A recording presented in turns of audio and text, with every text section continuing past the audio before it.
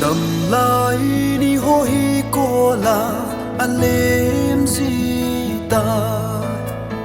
cả lệ bùi na hồn ni tin ai nang dinh nghe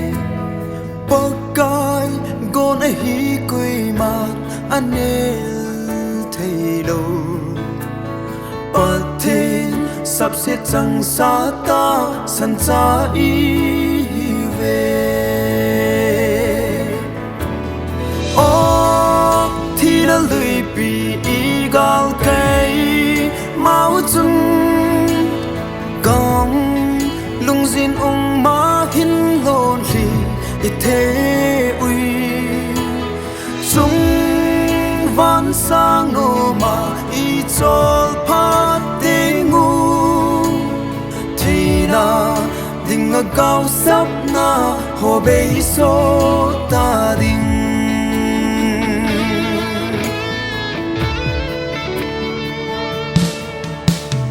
van gang zot na lang pi zim i zot lai hin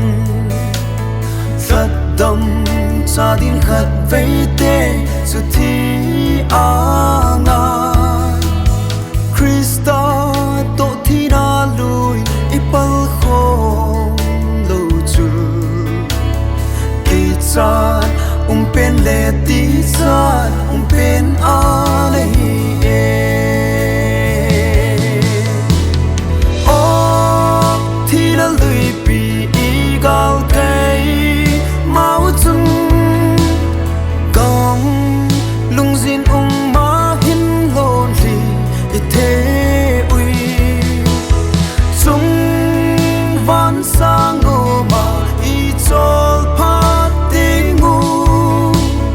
thì na ding a cao sắp na hồ bê số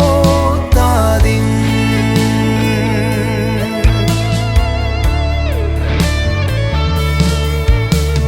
thì na tha nên dòng ở gió lâu lên Giêsu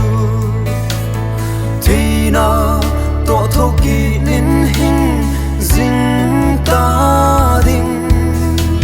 giang thêm magala ho ahung va phati gal zo lên Giêsu gian la ikipa ta ding thì đã lười bị ý gal cây máu chung gong lung zin má hin lôn lì i thế uy chung van sang ngô mà i chol phát tế ngu thì na ding a cao sắp na hồ bê số ta ding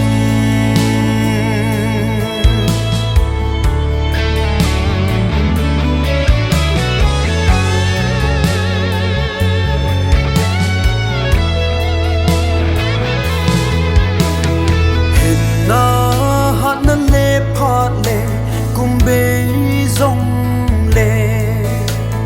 van na in ka nei lâu pi na kim về la lung đây chỉ mất xa hồ to ca lên ni ding thì na lui ga la cô nin ka gal do chim poi lười bị ý gal cây máu chung gong lung zin má hin lôn lì i thế uy chung van sang ngô mà i chol phát tế ngu thì na ding a cao sắp na hồ bê số ta ding thì na ding a cao sắp na hồ bê số ta ding